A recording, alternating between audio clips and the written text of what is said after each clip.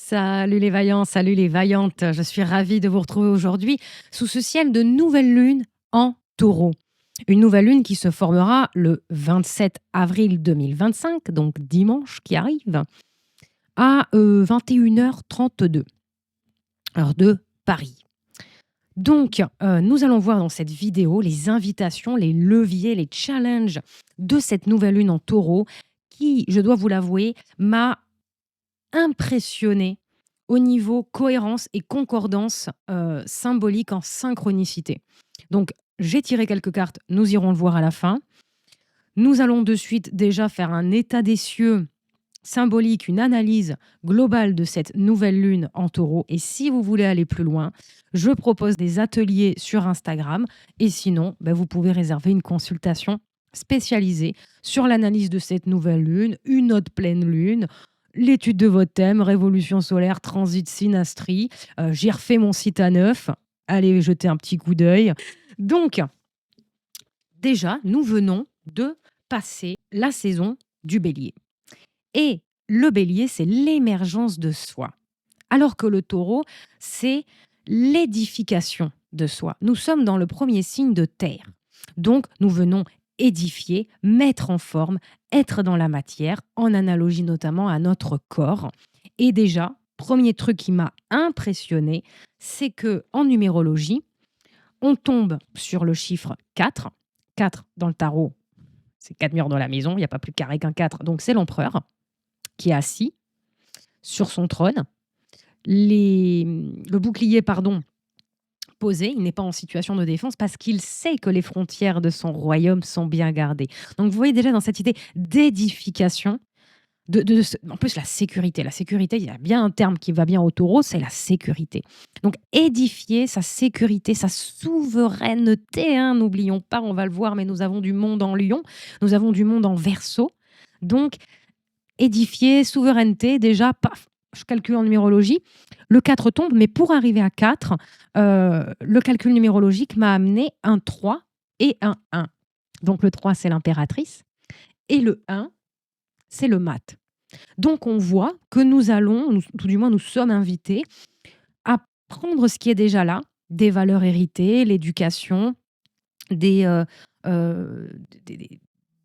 des habitudes, pour peut-être les remettre au goût du jour, se les réapproprier, en faire du neuf. Nous sommes ici dans l'édification avec le taureau, premier signe de terre, gouverné par Vénus et signe d'exaltation de la lune. Donc déjà, nous avons une nouvelle lune. C'est la fusion du soleil et de la lune. C'est la fusion du conscient et de l'inconscient. Donc déjà, la lune, elle est dans son lieu d'exaltation au taureau. Et ensuite, on va voir le maître du taureau, qui est Vénus. Et Vénus, elle est à 28 degrés 29 des poissons, qui est son lieu d'exaltation à elle. Donc déjà, je trouve que c'est un combo cosmique juste hyper dense, hyper émouvant, parce qu'on a deux signes plutôt pacifistes, deux signes qui sont dans l'amour, dans la douceur. Le taureau prend son temps, il est hédoniste, le poisson, il est empathique, pour eux, réceptif. Mais vous voyez cette croix, ce carré-là, tac, tac, tac, tac, qui vient un petit peu jeter un froid, jeter une ombre sur cette nouvelle lune vénusienne, tout en douceur, tout en parcimonie, tout en patience.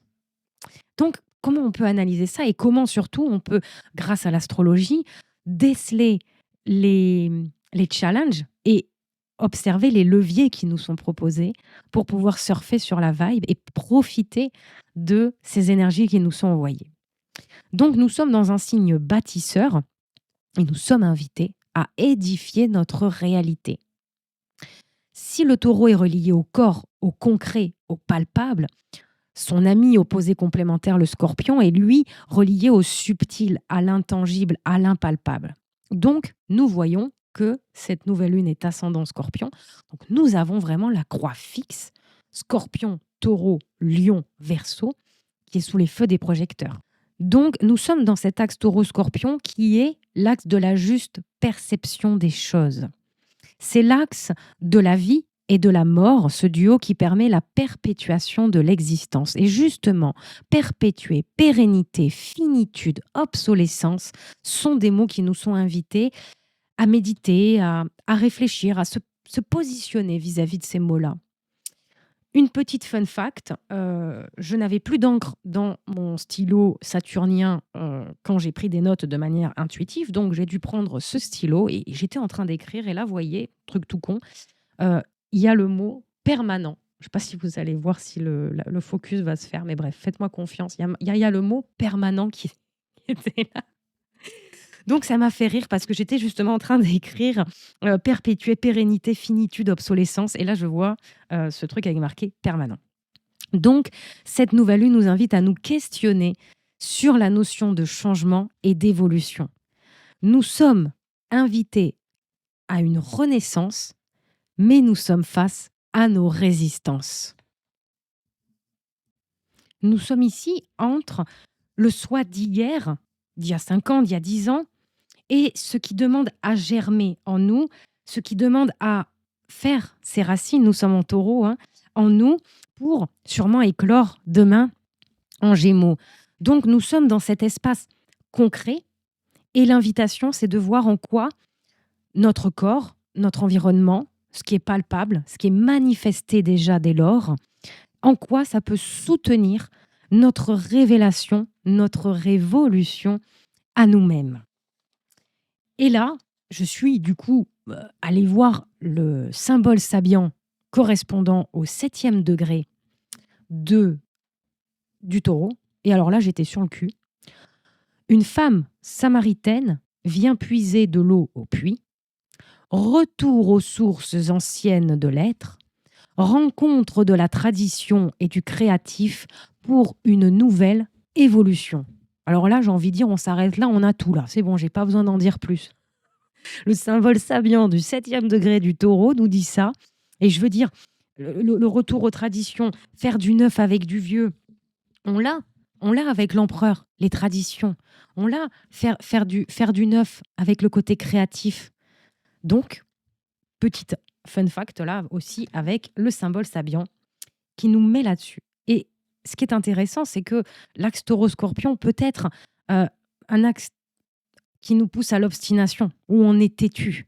Il y a une forme d'inertie qui peut se loger dans cet axe-là. Mais l'univers a tout prévu puisqu'il nous met un carré avec Pluton et avec Mars, sachant que Pluton et Mars sont les 2 maîtres de l'ascendant Scorpion. Donc, accueillir le changement, oser renaître ou bien se prendre les pieds dans nos résistances. Et il n'y a pas de bonne ou de mauvaise façon de vivre le truc. Ça, c'est le challenge qui s'ouvre à nous. Il y a ce qu'on ressent, il y a ce qu'on sait, il y a ce qu'on croit, et puis il y a ce qui nous arrange. Et au milieu de tout ça, il y a nous, notre honnêteté, celle de la vie qui s'écoule avec simplicité.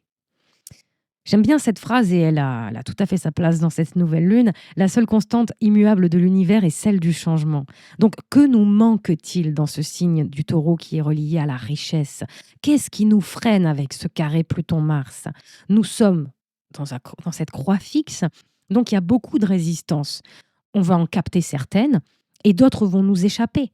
Mais Mars en Lion et Mercure en Bélier nous rappellent au processus d'individuation, au don de soi, à la pleine et à la saine présence de soi-même, en soi et au monde, loin de la rancœur, celle qui naît du fait que nous soyons passés à côté de nous-mêmes.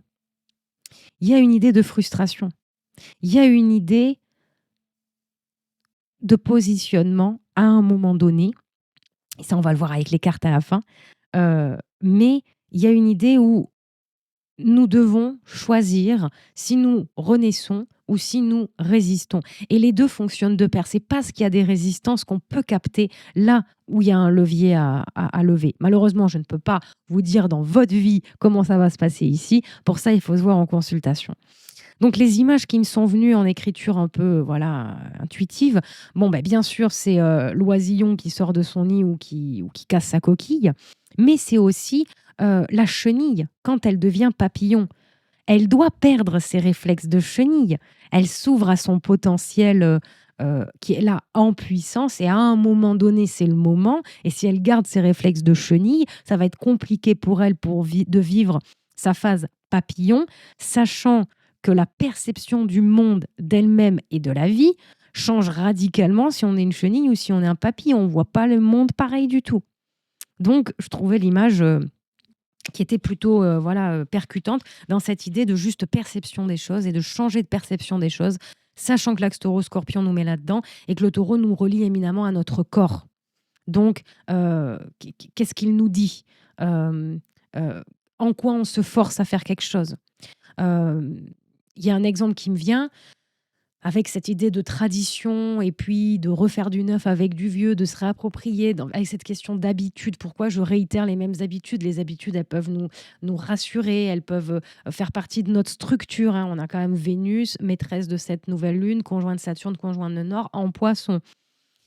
Cet exemple, c'est on dit que les meilleurs plats sont faits dans les vieux chaudrons ou quelque chose comme ça. Vous voyez? Bon, c'est bien sûr une métaphore très taureau, cancer pour l'alimentation. Et en fait, parfois, on n'a pas envie en fait, de sortir ce vieux chaudron. On le sort à Noël parce qu'il y a toute la famille, parce qu'il y a une pression sociale qui nous dit que si on ne fait pas ça dans le chaudron de grand-mère, on crache sur le passé ou j'en sais rien. J'exagère exprès, hein, c'est une métaphore. Et en fait, c'est ça qu'il faut écouter. C'est oh là là, sortir le chaudron alors qu'il est tout au fond du tiroir. Et après, il va falloir le nettoyer. Et il va falloir de suite l'essuyer parce que sinon, il va rouiller. Et puis, il va falloir le huiler, sinon, il va rouiller. Vous voyez, si en fait, quand vous faites des trucs par habitude, on n'honore même pas la mémoire de mémé en faisant ça, en fait. Donc, voilà, c'est ressentir intérieurement quand on fait quelque chose, par habitude, par tradition, parce que c'est confortable, parce qu'on a toujours fait ça. Soyons réceptifs avec la nouvelle lune, hein, fusion de la lune et du soleil. Soyons réceptifs à comment on se sent dedans vis-à-vis de ce qu'on fait. Est-ce qu'on se force? Et ça peut tout à fait être d'actualité dans l'axe taureau-scorpion. Ou est-ce qu'au contraire, et là on a le levier, est-ce qu'au contraire on arrive à toucher du doigt la plénitude, la joie, la simplicité, le bonheur, hein? C'est quand même un peu subversif, hein, en 2025 de contacter ça. Merci le taureau de nous le rappeler.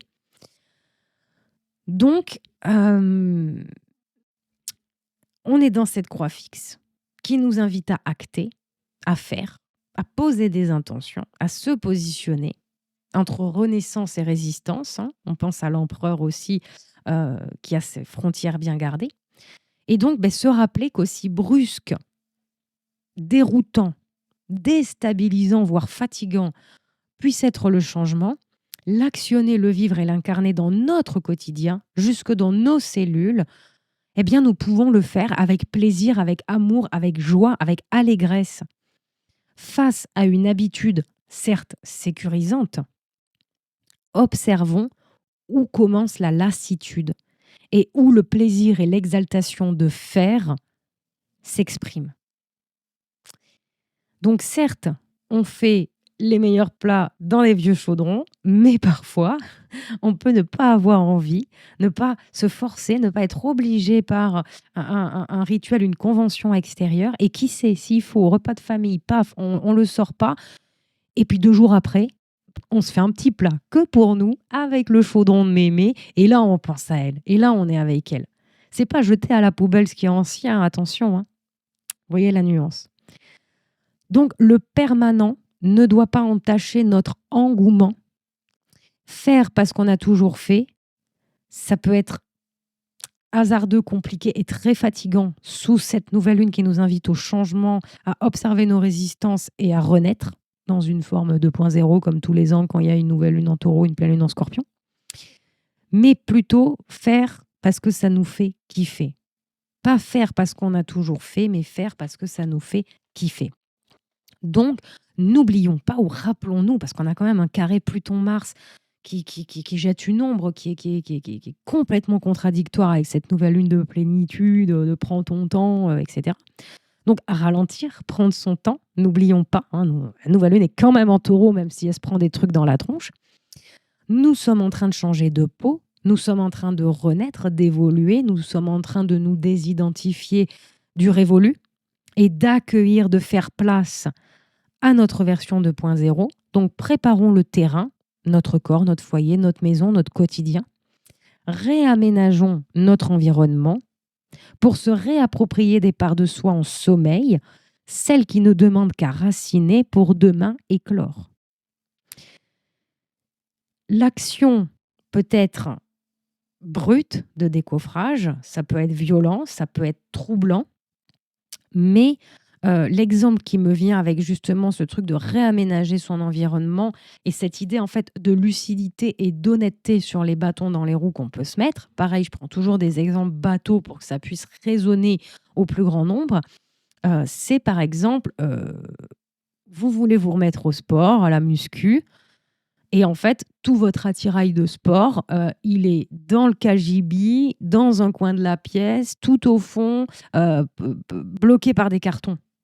Donc en fait, au lieu de vous dire: «Oh, demain je me remets au sport», faites attention aux mots que vous employez vis-à-vis de vous-même et des autres. Non, vous dites rien quelque part et vous allez d'abord déblayer l'endroit pour que ça soit accessible. Parce que si vous vous dites ça et que demain, vous vous levez à 8 heures pour faire du sport et qu'en fait, vous vous rendez compte que le KGB, il est loin et qu'il y a des cartons devant, machin, vous avez compris le truc. Déjà, vous allez vous mettre en situation d'échec et de frustration royale parce que vous êtes levé à 8 heures, c'est à 9h30, 10 heures que vous allez commencer votre sport. Enfin, vous voyez l'idée, hein. Je ne vais pas aller plus loin sur mon exemple. Vous voyez l'idée. Donc, la nature a besoin de temps pour pousser, pour grandir et elle ose prendre son temps. Ça me fait penser dans Astérix Obélix, Mission Cléopâtre, quand l'autre, il veut que à peine ils mettent des graines, les palmiers poussent et que Panoramix lui explique que la nature a besoin de temps, que ça ne se passe pas comme ça. Même si au final, en bon druide, il a la petite poudre magique qui fait que ça pousse vite. Donc la nature a besoin de temps et elle ose le prendre dans toute sa dignité. Et elle ne va pas regarder ces fleurs à côté, comment elles poussent, où elles en sont. Moi, je le vois, je fais des semis depuis quelques semaines. Il y a des semis qui ont déjà grandi de ça. Il y en a, ils sont toujours pas sortis de terre. Ils vont pas commencer à se comparer. Par contre, ça me fait penser aussi dans une corbeille de fruits, quand vous savez, il y a un fameux fruit qui est pourri, vaut mieux l'enlever parce que ça fait tout pourrir. On est dans une nouvelle lune qui peut être frustrante, qui nous plonge dans nos contradictions, qui nous plonge dans notre frustration, dans nos incohérences et dans notre désir de fluidité et de plénitude. Donc, dans une certaine mesure, il peut être de bon aloi de se recueillir, se retirer, heu, introspecter. Comme je vous disais, on va pas être, aware, on va pas, tout comprendre de manière omnisciente, parce que, voilà, il y a une nouvelle lune. Non, on peut mettre l'intention d'être réceptif à ce genre de choses et ce n'est pas forcément dans un brouhaha extérieur et dans une, structure extérieure qui ne nous correspond pas, qui n'est pas dans notre temporalité, que nous pouvons, toucher du doigt, ces prises de conscience-là. Donc, concentrons-nous sur cette sève intérieure qui est en train voilà, de remonter, de grandir pour qu'elle nourrisse notre épanouissement. Ensuite, pour les cartes, j'ai tout d'abord tiré avec l'oracle message de ton âme. Nous avons eu la carte Oser. Une idée merveilleuse fleurit en toi, il est temps de faire taire ces peurs qui la détruisent. Inspire, 3, 2, 1, laisse-toi, jette-toi à l'eau et ose. Nous avons se protéger, qui colle carrément avec justement cette idée du fruit qui est pourri et ne pas se laisser imbiber et gâcher par les autres. Se protéger, c'est quand même un terme qui est vachement relié à l'énergie taureau. Tu ne te sens pas en sécurité, tu te sens assailli comme si la chance t'avait quitté. Inspire l'énergie de la terre par tes pieds, inspire l'énergie du ciel par le sommet de ton crâne. Laisse ces énergies t'envelopper et te protéger. Donc il y a cette idée de mise en retrait peut-être. Alors, on a quand même une Vénus conjoint Saturne, ça jette aussi un froid sur notre vie sociale, conjoint nœud nord en poisson. Euh, Vénus, Saturne en poisson, c'est dans l'image, hein. C'est la méditation, c'est la prière, c'est lire un bon bouquin, lire des poèmes qui nous émeuvent, c'est mettre de la musique et des bougies dans sa chambre et danser. Ça me fait penser à la maison 12 et comme j'aime bien dire à mes élèves ou en consultation, on n'est absolument pas seul dans la maison 12. On est très bien accompagné, mais par l'invisible. Oui, on est tout seul dans notre chambre, mais on ne l'est absolument pas sur d'autres plans. Et on a ensuite incarné sa réalité, son être. Donc il y a une idée de, c'est pas bilan de compétences, mais état des cieux, état des lieux intérieurs, bilan de cohérence. On est dans un bilan de cohérence. Qu'est-ce qui a changé? Qu'est-ce qui a gardé? Pourquoi je change? Pourquoi je garde? En quoi je me force? En quoi ça m'exalte? Ce sont des questions qui nous sont posées. Donc, incarner sa réalité, son être, incarne et accepte pleinement qui tu es. N'oublions pas l'opposition Mars-Pluton en carré, donc il y a ce processus d'individuation qui est en cours. Incarne et accepte pleinement qui tu es, le cœur de ton âme. Quand tu te laisses exister, vibrer et rayonner véritablement, c'est comme si tout prenait sa juste place. Toujours facile à dire. On se voit en consultation pour être plus efficiente. Ensuite, avec l'oracle de l'art, j'ai demandé à un artiste de s'inviter dans le tirage. Peut-être que lui-même en rebondit synchronicité symbolique, a déjà vécu ce que nous avons vu là. Donc, j'ai eu Filippo Marinetti qui est sorti et qui nous dit en avant, marche, regarder en arrière, c'est se casser le cou. Faites de votre art une déclaration de guerre. La seule constante sera toujours la contradiction. Hein. En avant, marche, regarder en arrière, c'est se casser le cou. Le cou, déjà, c'est le taureau. Regarder en arrière, ben, comme on a vu, hein, qu'est-ce qu'on garde dans la pérennité, dans la continuité, dans l'obsolescence, je ne vous la refais pas. La seule constante sera toujours la contradiction. Nous sommes sous un ciel contradictoire. On a deux gros trucs qui nous disent plénitude, arrêtez la guerre, aimez-vous les uns les autres. Et il y a deux autres trucs qui disent c'est moi le meilleur, ferme ta gueule. Donc on comprend que la contradiction, elle est bien là. Et ensuite, quelles sont les aides, sur quoi il faut faire attention et qu'est-ce qui nous est proposé, qu'est-ce qui peut nous aider. En tout premier, on a eu les mots. Donc attention à comment on se parle, attention de quoi on parle. Le succès va dépendre d'un état d'esprit positif et de l'emploi de certains mots que vous utilisez. Nous sommes face à notre incohérence, à notre frustration. Nous pouvons nous sentir à la dérive. Hein. Imaginez le papillon la première fois qu'il prend le vent dans les ailes. Il y a quelques semaines auparavant, il était chenille, le vent pouvait souffler, ça allait. Là, d'un coup, donc comment il va vivre ça? Comment on se parle? Faites attention à ce genre de choses. Mercure est en bélier. Mettez de la conscience sur ce que vous disiez et sur ce que vous entendez. Ensuite, nous avons eu, et très intéressant, nous avons eu l'égarement. Alors que je vous parlais de papillon. Les mots et l'égarement. Ne cherchez pas de réponse avec votre mental. Seule l'intuition et le ressenti peuvent vous guider. Hein. Donc, on a un nœud sud en vierge pour que le mental soit un peu mis sous silence. L'intuition et le ressenti, c'est très Mercure bélier et nouvelle lune en taureau pour les ressentis. Donc, surtout qu'avec la carte les mots avant, pour reprendre l'exemple du chaudron de la grand-mère, le mental, il va dire ah non, mais il faut, ça te rappelle mamie, et puis tu sais, ils vont être contents si tu fais ça. C'est très bien si vous êtes au clair de sortir le chaudron à ce moment-là et qu'il y a tout ça, ok. Mais si vous écoutez votre intuition et vos ressentis et que vous vous dites ah c'est lourd, ça va être chiant à laver, et après il va falloir que je l'essuie de suite, l'un comme l'autre ne fait pas de vous un Samaritain ou un gros connard. Hein. C'est juste l'honnêteté. Hein. S'il y a bien un axe qui nous parle d'honnêteté, d'intégrité, c'est l'axe taureau-scorpion, de surcroît avec la croix fixe lion-verseau. Là, on est dans authenticité, intégrité, saine et pleine présence à soi et au monde. Ensuite, nous avons la disponibilité. Ça, c'est intéressant. Nous avons l'égarement pour la disponibilité au changement. Rendez-vous disponible au changement, un virage s'amorce. C'est clairement, si je me suis bien fait comprendre, c'est clairement ce qui ressort de cette analyse de nouvelle lune. Ensuite, nous avons le pont du futur. Bien évidemment, nous nous tournons vers le futur. Envisagez le meilleur. Attention aux mots qu'on emploie. Envisagez le meilleur. Imprégnez-vous de cette idée avec ardeur. Elle aura tendance à devenir réalité. Donc, attention aux biais de loi d'attraction, etc. J'en appelle à votre discernement et à vous rappeler que le libre arbitre est, selon moi, je pense, toujours plus fort que quelconque influence ou quoi que ce soit extérieur. Le pont vers le futur. Donc, on sent qu'il y a un changement, une mise au point, une renaissance, et nous sommes face à nos résistances. C'est pour ça qu'il y a la carte de l'égarement, de la disponibilité, du pont vers le futur, je pense. Et en conclusion, nous avons La renaissance, tout simplement.